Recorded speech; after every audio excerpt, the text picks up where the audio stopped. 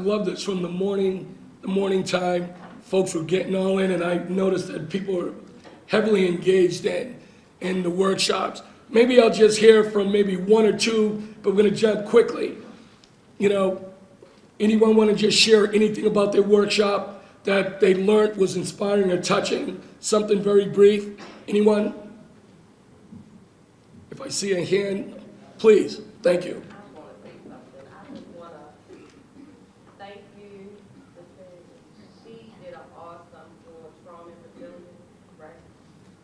Yeah, I stepped on and met some awesome people, the stories that were told. I just thank you. Thank you. We can applaud on that too. Yes.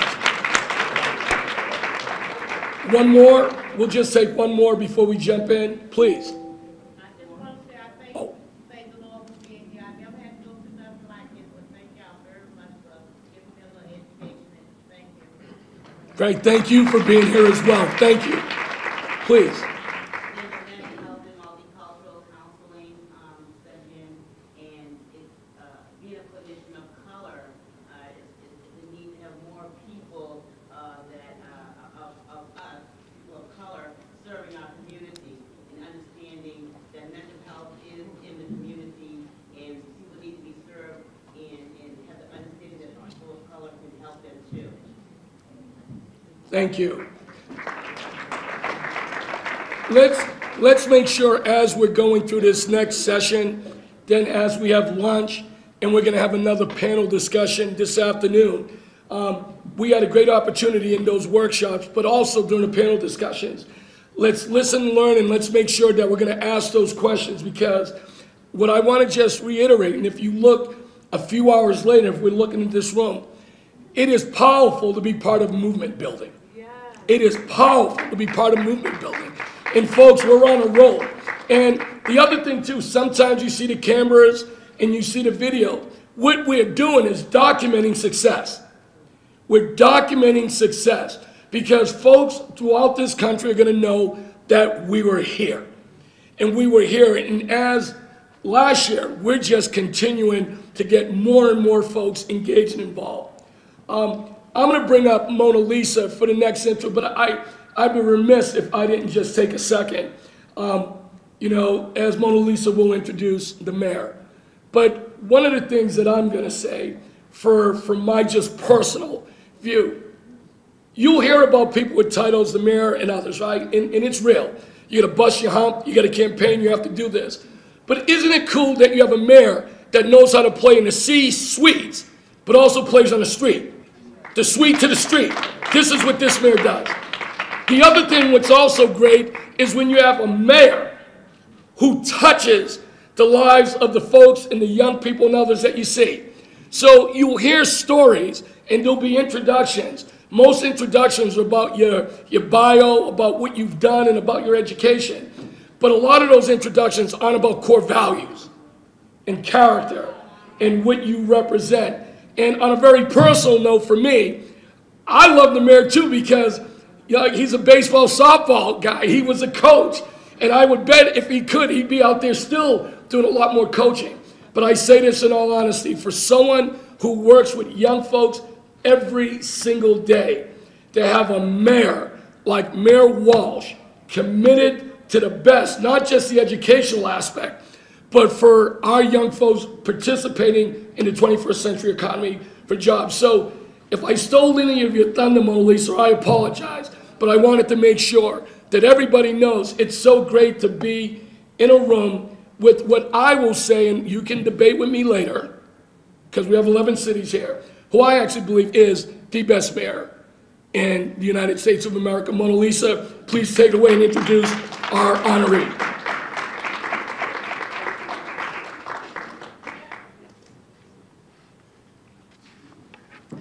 So, I agree with Robert. He is the best mayor in the United States of America.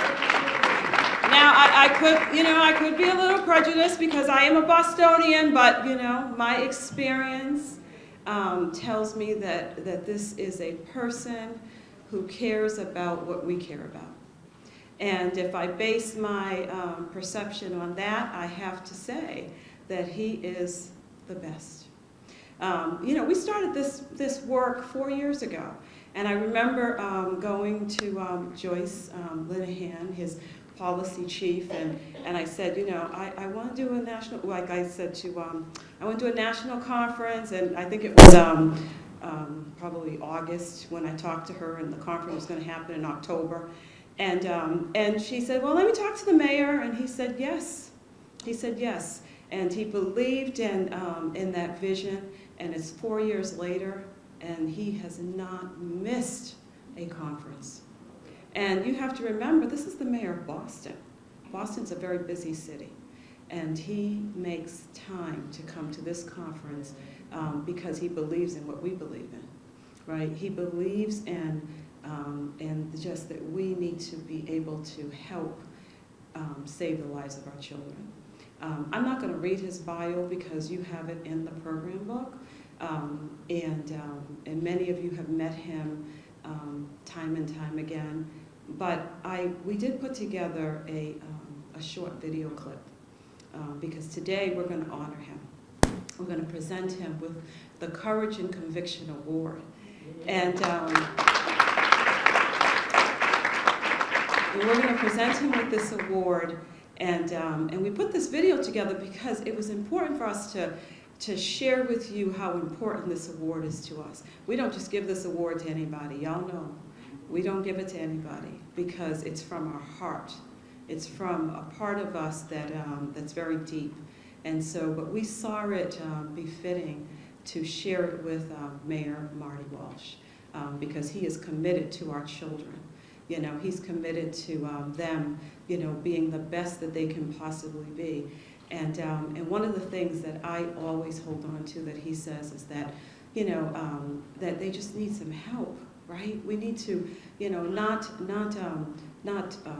incarcerate our way out of our problem. We need to put some resources and jobs, and we need to understand what's happening with our children so that they can have a better life. And that's what I love about him, and that's what I respect about him, being a mother, that he believes that everybody deserves a second chance, that our children may have been misguided, misdirected, but we can get them back, right? We can save them.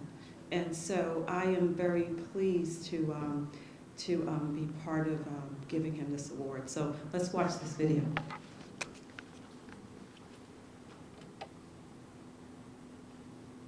The Mothers for Courage and Conviction Award is to those that lead by example. It's those who they didn't choose their destiny, the destinies chose them. And by the grace of God, they rose to the occasion and they moved forward. I just never thought that I would be myself ever again. But with the help of Mona Lisa Smith and her organization, it gave me courage and conviction. I am a recipient 3 years ago when I received my award, and I'm still with this organization, and I will always be Mothers for Justice and Equality. I was honored by Jeannie Curry last year.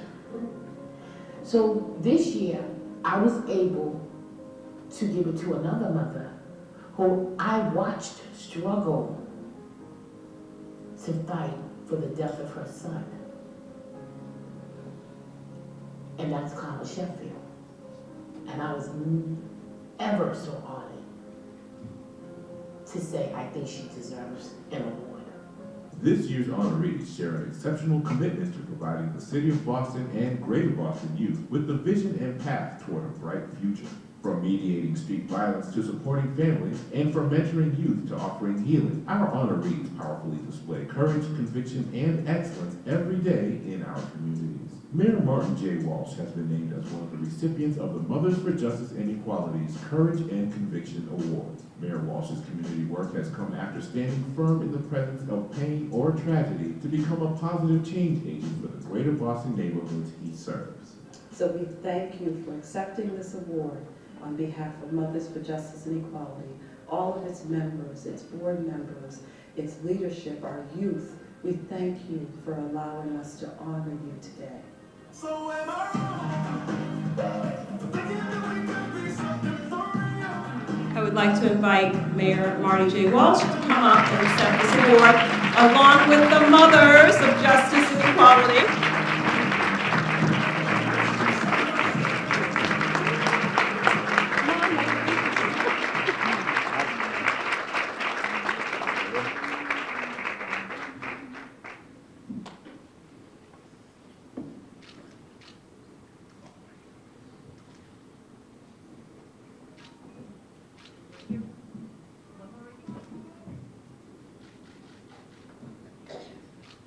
And we have another gift for you. Francis, would you come up?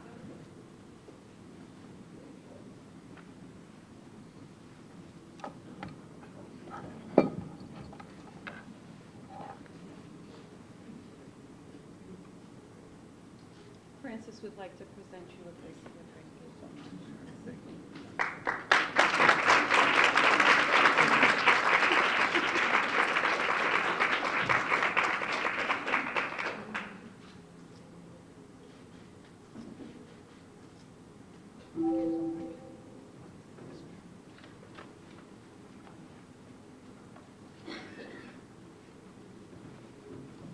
Thank you. Thank you, Mona Lisa. I want to thank all the mothers who I love in our city and all the mothers in this room that are from all over the country. Thank you. Mothers for Justice and Equality, thank you for what you do.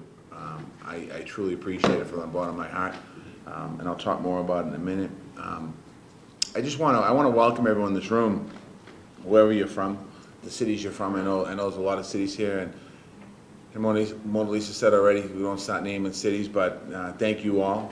I do want to give a special shout out to California, because our Red Sox are on the way to LA right now. Just saying. So I want to thank you for that. And the cities that are in this room, I know some of you were here last year. Thank you for what you do every day. To the people in this room that I know personally, thank you. And we stand with you every day in the city. And I just want to introduce a couple people that are here from the city of Boston. First of all, Robert Lewis doesn't work for the city, but he runs a program called The Base, which is a baseball program. He's going around the country with it, and it helps young people, mentor young people, so that, again, it's about helping, how do we get young people involved in something positive? And it's through baseball and now education, and they're going to open a new center, and we're excited here in the city. So I want to thank Robert for all his great work. We have Emma Handy, who's the Chief Financial Officer for the City of Boston with us today. Sheila Dillon, Chief of Housing in the City of Boston today. Joyce Linehan, Chief of Policy for the City of Boston today. Marty Martinez, Chief of Health and Human Services with the city today. Dame O'Hearn, who's our Director of Public Safety with us today. Laurie Nelson, who is the Chief of Resiliency with us today. I know we have some other folks here. Those folks that are here today from the city, they're not here because I asked them to come or I told them to be here. The work that they're doing, if you think about the areas that I just mentioned, budgeting, making sure we have the money for programs, Emma's responsible for that. Housing, and part of the ending the cycle of violence is creating good opportunities for housing. Sheila Dillon's responsible for that. Policy, all of our policy goes through Joyce Linehan, and Joyce is involved in all the policy decisions and making that we do in the city of Boston. Last night, Danny Mulhern sent me a text, a picture of him and some kids that were in a neighborhood that is experiencing some violence, and he did it on his own. He went there last night and played some hoop with the gang unit in the Boston Police Department. It wasn't staged, there wasn't cameras there wasn't press there wasn't nobody was there. It was just them playing basketball, and he sent it to me because he thought it was important for me to see, because we've gone through a stretch here in the city that's somewhat depressing, and he does that. Marty Martinez is Health and Human Services, so all the social service programs that we have in the city of Boston are in his department. Laurie Nelson, our Chief Resiliency Officer, is here to talk. You know, we created that office to talk about and deal with and finally move forward on race and racism in the city of Boston. And she's here today about closing gaps and having better understandings. These folks are here because they care about the work they do, and they're here for a whole bunch of other reasons. And I want to thank them for it. We also have Mark Scott, who's the Director of our Trauma Services in the city of Boston, is here. We have our next district attorney, from Suffolk County. Those of you that are not from Boston, we had a district attorney here for 16 years, and he's retiring. He retired, and we have a race for district attorney, and now we have a runoff in the final, Democrat versus Republican, and our Democrat's going to win, and it's Rachel Rawlings, and she's here today. I want to thank Rachel.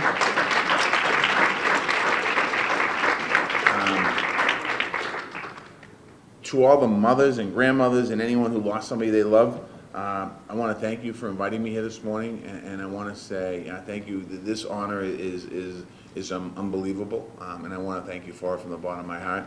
Generally, when I come to this this conference, I have speech here, and usually by the third page I'm completely off script, and I don't go. So bear with me. I just got to page 1, and I'll get to page 2.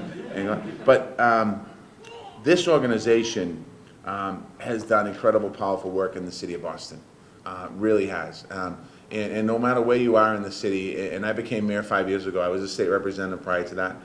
And the organization that I worked with the most at that point had been Tina Sherry, because I knew Tina, and I was part of the Mother's Day Walk, the first meeting that we ever did at Town Field, and I was a state rep, and I was involved at the table, and that was my involvement. Being the mayor, and the challenges that you face as a city, not just as mayor, but as a city, you realize that an organization like this is so important because the women in this organization are survivors. This is not an organization that I started and said, okay, we're going to work with survivors, or an organization some of us thought that we're going to work with people. This is actually an organization of survivors who are helping other mothers get through, or grandmothers get through a very bad time in their life, and helping a city get through a very difficult time in healing. And that's what this organization is about. And a lot of people in this work, you do that space in so many other organizations. I see so many of you, if I start naming you, I'll be in trouble, but you do that space in different areas too, in the city of Boston, but throughout the country. This represents, this organization represents true resilience, unrelenting in their mission to move forward, to bring peace and healing, and deal with senseless violence that's really happening all across America, but here in the city of Boston, and showing people another way forward. It's important for us as we think about healing that it's what we have to work with our young people and help them heal. We have to work with our families and help them heal. We have to work with our communities and help them heal, help grandmothers and nieces and nephews and the entire family unit heal as we think about this violence. You know, in Boston, we do a lot of work to end the cycle of violence. We created the Office of Public Safety that wasn't in office before. We depended on the police department. It was kind of the police department that we always looked at. Okay, they're responsible for taking the bad guys off the street, and they're responsible for healing the violence, and they're responsible for reaching out to people, and they're responsible for this and responsible for that. And when I became the mayor, I had a conversation with Tina Mulhern before I became the mayor, and I said, we need to do something different in Boston. At the time, he was working for the DA's office. And I said, we need to do something different in Boston. We need to have a different opportunity to connect people. What is that? We didn't know. I had to get elected first, and we got elected. And when I got elected, we said, okay, we're going to create the Office of Public Safety. And that office is going to be an office that's going to be used in different areas. We didn't have a definition for the office. I don't think we still have a definition for the office, because it does anything and everything. It connects services together. It connects the clergy together. It connects the people together. It goes out and plays basketball at night. It goes out and talks to kids in the corner. It helps us create a program called Operation Exit, which is a program where we've gotten almost 100 kids, gang-involved young men and women, into the building trades, and they're working today. I have a picture on my phone of a young man that was in a gang 2 years ago. And the other day, Danny sent me the picture because we went through a stretch here, and he's sitting on top of 1 Dalton. If you know what 1 Dalton is, when you're leaving here today or when you're going home, it's the third tallest building in Boston. There's a crane on the top. There's a young man on the top of that building in my phone with harnesses on because he's an iron worker now, and he's working on that building where 2 years ago he's a gang member in the streets of Boston. Those are the things that are important. Those are things that we have to do. We have to continue working on early education together. We need to continue working on strengthening education together. We need to continue to move forward. We need to continue to do everything we can. In Boston, we've created a lot of offices, Office of Returning Citizens. We're working with Sheriff Steve Tompkins. in making sure that when somebody, I equate violence in some cases, people that do an act of violence, that go to prison, that come out to recovery. If you're an addict, if you're a heroin addict or an alcoholic, and you go to jail or you go to a detox, you're there for a reason, to learn about what you have as a disease and how you get out and how you treat yourself better when you get out. Officer Returning Citizens, that's the intention behind it. It's making sure that as people come back on the street, we're putting them on a pathway to success. And how do we do that? But also, I think it's important for us all to understand, as you go back to your cities and towns and talk to your mayors and your governors, that we need to make more investments in education on the front end. Because, quite honestly, we can fund all the social service programs and we can talk about all of the reentry programs in the country. What we really need to do is prevent violent acts from happening in the very beginning. That's what's important. That's what's important. And we're trying to do that in the city of Boston. And it's complicated. But the people that are here today, it's complicated, but as long as we all do our job, we can make it work. Because we have kids that are going to school right now that don't have a place to live, they're homeless. So the trauma of that alone won't put them on a pathway to success. So that's why we have our housing department, Sheila and our housing department doing their thing. We have kids in our schools that their fathers are in prison for crime. And when they get out, if you're a young man, you don't know how to be a father. And if you didn't have a good role model father growing up, you're certainly not going to be on a pathway to success. And that's why our Officer Returning Citizens needs to be strengthened to help educate people how to be parents. Our kids are having kids. We need to help them and guide them and make sure that if they don't have the support behind them, how do they move forward? We have families that have drug addiction and trauma, and Marty Martinez's office is, we have the Office of Recovery Services to help people get into treatment. This is a cycle. This is a circle, I should say. And this circle needs to be filled in all different ways. And we need to continue to work together moving forward. In Boston, I'm going to give you some stats. This year alone,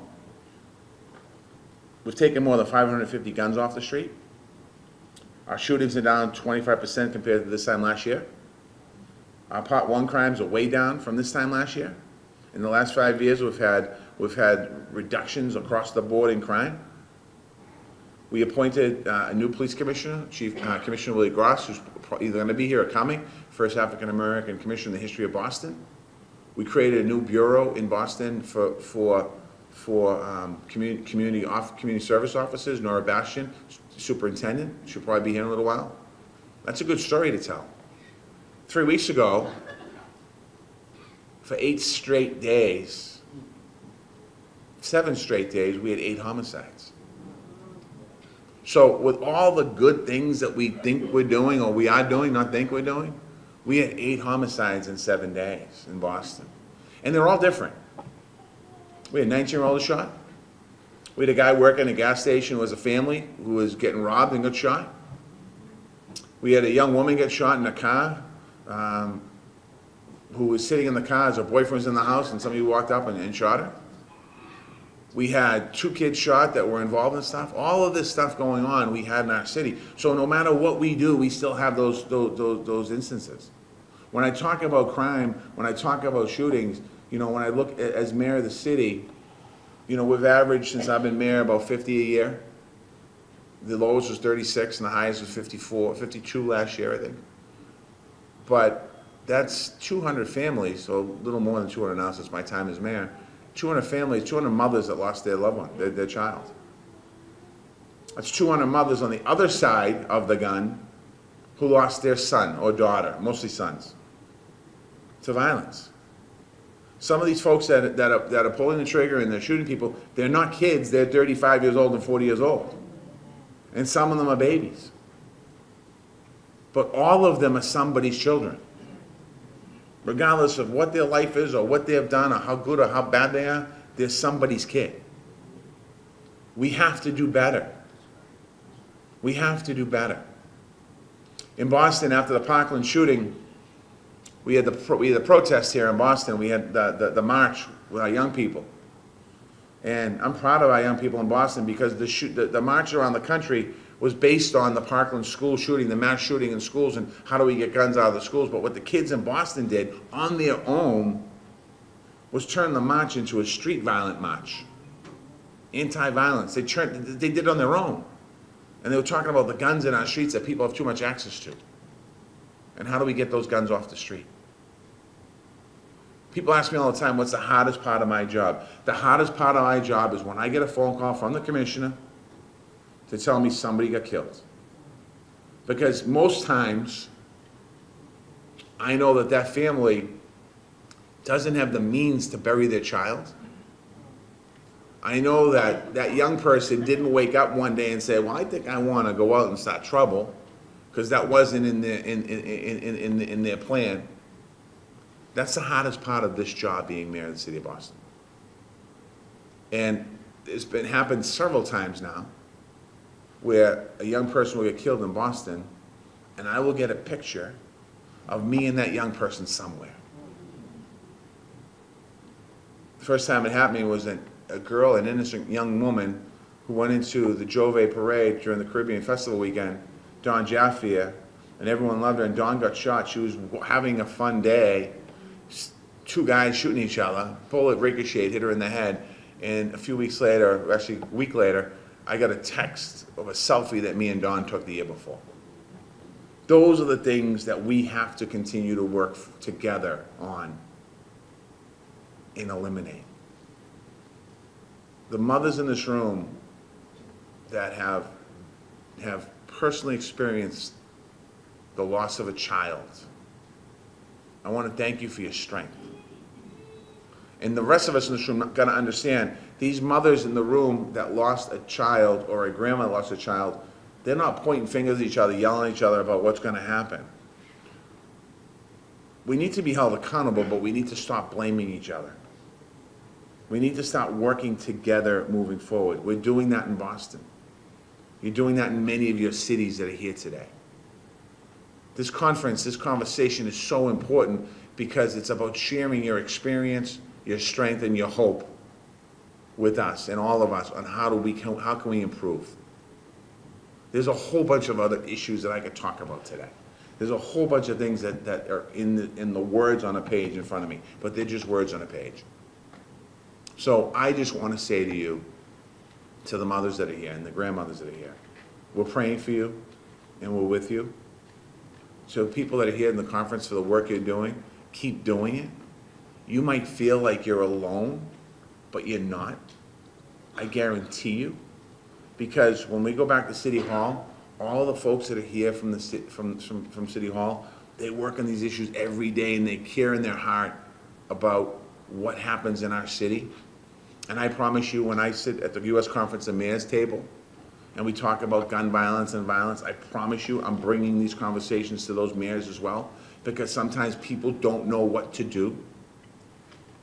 And sometimes they need you to educate them on what they need to do, because they're human beings and they've never experienced it, some of them, and they don't know how to deal with it, and they just think that, oh my God, what am I going to do? And you know, the shift has happened where kids that got shot were so-called, you know, oh, they were troubled, to actually understanding that they're human beings. And how do we move forward?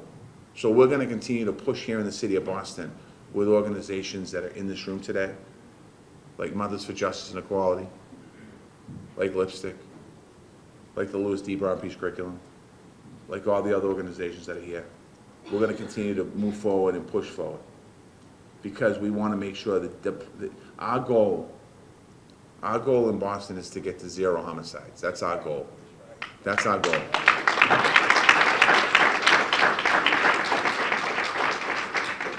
And our motto is, we want to lift people up rather than lock people up.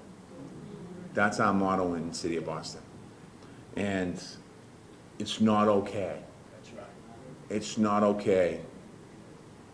It's not okay that people don't care. It's not okay that people don't get involved. It's not okay that with the violence that's happening in streets across America. It's not okay that young black men are shooting each other. It's not okay that people are taking each other's lives. It's not, none of that's okay. And I'm just here today to say, It's not okay, and I understand why it's not okay, and I understand that, and I'm going to continue to work with all of my friends and colleagues here today, and all of you, whether it's Robert Lewis and a program that he's doing, whether it's Rachel Rawlings as a district attorney. Rachel took some heat during the race for DA because she made some statements about she wanted to help people, put them on a pathway to success, rather than locking them up. She took some heat for that. And people got to understand that it's not okay. It's not okay. We need to continue, we need to work to try and help people move forward. The last thing I'll say is and this is in point to Rachel's campaign, probably about 8 years ago, Danny Mulhern asked me, he was a DA, he ran the gun court at the time. He asked me to come and meet with a bunch of kids. So I went up to St. Peter's Teen Center, and all these kids were gang involved. They were like legit gang members. They were all connected to somebody. And the reason why I went, at the time I ran the building trades and I was a state representative, and we were trying to tell these young people is that there's another opportunity, there's another option than the street, that the option was the building trades before we created the program when I became mayor.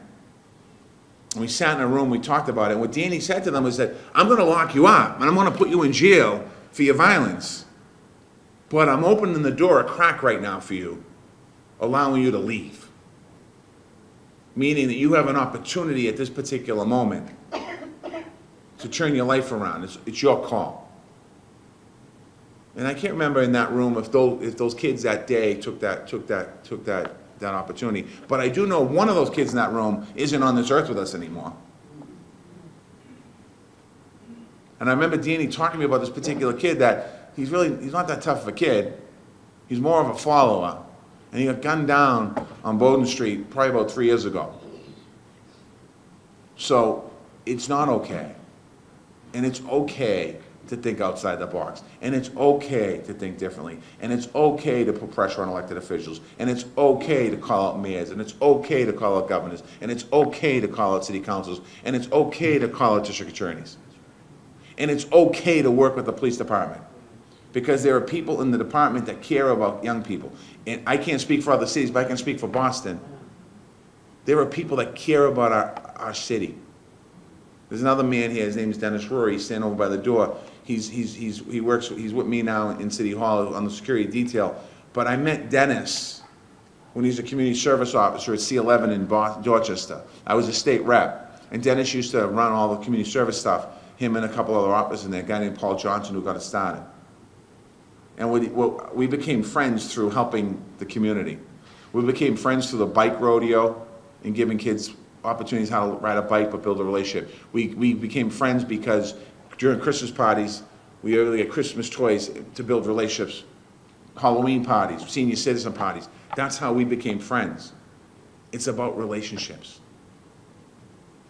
So I'm rambling now, so I'm going to stop talking. I want to thank you. I want to thank you all. I'm so honored to receive this recognition. This is not, my name is on this, but it's not me. It's Emma, it's Sheila, it's Joyce, it's Danny, it's Marty, it's Laurie, it's Mark, it's Dennis. It's all the people that work with me every single day. That's whose name is on this, all of us. So thank you very much.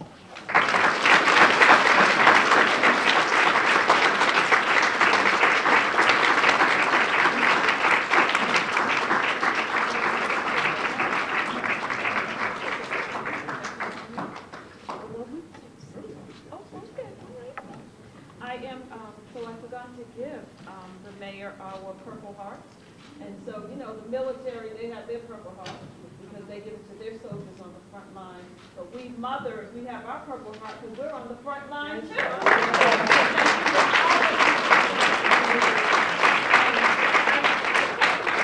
city official pin off, but he's like, oh, thank you. So folks, what we're going to do is, not too much to say except now you understand why our mayor was just honored for the conviction of courage. His cabinet is here, and folks that are part of the mayor's cabinet and staff, please stand so folks can see you, please. Please stand or raise your hand so folks know. and I knew Rachel Rollins was here. She may have just stepped out for a quick second. What we're gonna do right now is not too many more words, photo ops with Mothers for Justice and Equality staff and folks with the mayor, but we're also gonna have folks go out and grab lunch. Please say hello to the mayor's cabinet officials. Make sure you're checking in with each other, making sure the discussion keeps happening over lunch.